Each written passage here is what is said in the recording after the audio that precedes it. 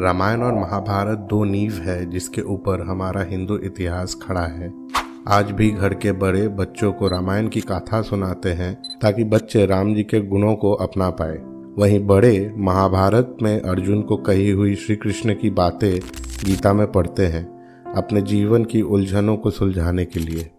हर एक हिंदू महाभारत की कहानी जानता है और कौरव एंड पांडवों के बीच लड़ी गई कुरुक्षेत्र की युद्ध आपको मुंह ज़बानी याद है। लेकिन क्या आप जानते हैं महाभारत के युद्ध के बाद क्या हुआ? कौन राजा बना? कृष्ण ने उसके बाद क्या किया? तो आइए आज हम महाभारत के बाद की कहानी जानते हैं। लेकिन उससे पहले वीडियो को लाइक करें और सब्सक्राइब के साथ साथ बेल नोटिफिकेशन को भी दबाएं।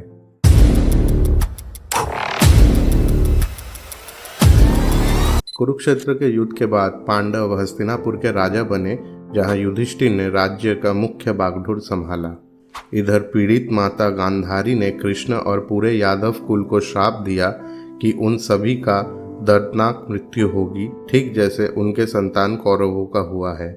पांडवों ने पूरे 36 साल हस्तिनापुर पर राज किया और इसी दौरान गांधारी का श्राप कृष्ण और यादवों पे काम करने लगा। द्वारका में कृष्ण को कई मुश्किल और चुनौतियों का सामना करना पड़ा और इसी बीच यादवों ने अपने अंदर ही कुछ विवादों के चलते एक दूसरे की हत्या करने लगे और खुद के ही कुल को खत्म करने लगे। इसी खून खराबे के बीच एक दिन एक शिकारी ने गलती से श्री कृष्ण पर बाण चला दिया, जिसके चलते वो घायल हो गए और उनकी मृत्यु हो गई। कृष्ण अपने नश्वर शरीर को छोड़ने के बाद परलोक में महाविष्णु में समा गए। कृष्ण के मृत्यु के बाद वेद व्यास ने अर्जुन को कहा कि तुम्हारा और तुम्हारे सारे भाइयों का जीवन का उद्देश्य अब पूरा हो चुका है और ये वही समय था जब द्वापर युग समाप्त होने के कगार में था और कलियुग की शुरुआत होनी थी। हस्तिनापुर में बढ़ते अधर्म और मक्कारी को देखकर युधिष्ठिर ने परीक्षित को राज्य की जिम्मेदारी सौंपी, एक नए राजा के रूप में, और सारे पांडव द्रौपदी के साथ हिमालय की चढ़ाई किए, स्वर्ग जाने से पहले एक आखिरी तपस्या के रूप में। हिमालय की चढ़ाई में यमराज भी पांडवों के साथ चलने लगे, एक कुत्ते के रूप में। इस चढ़ाई के दौरान सारे पांडव एक एक करके मृत्यु को गले लगाए, जिसकी शुरुआत द्रौपदी से हुई और भीम आखिरी पांडव थे जिन्होंने मृत्यु को स्वीकारा। उनके मौत का कारण उनके अहम और अहंकार से जुड़ा हुआ था। लेकिन सिर्फ युधिष्ठिर ही बस एक ऐसे पांडव थे जिनका किसी बात का घमंड या अहंकार नहीं था, और इसी कारण वो और कुत्ते के रूप में यमराज हिमालय की चोटी और स्वर्ग के द्वार तक पहुंचे।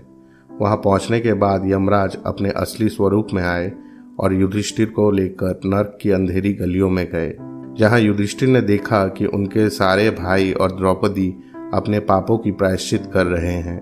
देवराज इंद्र खुद नरक में पधारे युधिष्ठिर को स्वर्ग ले जाने के लिए और उन्हें आश्वासन भी दिया कि कुछ ही समय में सारे पांडव और द्रौपदी भी स्वर्ग में होंगे युधिष्ठिर के साथ। तो ऐसे पांडव और श्री कृष्ण जो महाभारत के सबसे महत्वपूर्ण किरदार थे, वो इस दुनिया को छोड़कर गए, जिसके बाद कलयुग की शुरुआत हुई जो आज आप और हम देख रहे हैं। तो दोस्तों, इस वीडियो को देखने के लिए धन्यवाद। अगर आपको ये वीडियो पसंद आई है तो लाइक एंड सब्सक्राइब के साथ साथ बेल नोटिफिकेशन को भी दबाएं, जिससे हमें और भी अच्छी वीडियो बनाने की मोटिवेशन मिलती है। तो अगले वीडियो में मिलते हैं।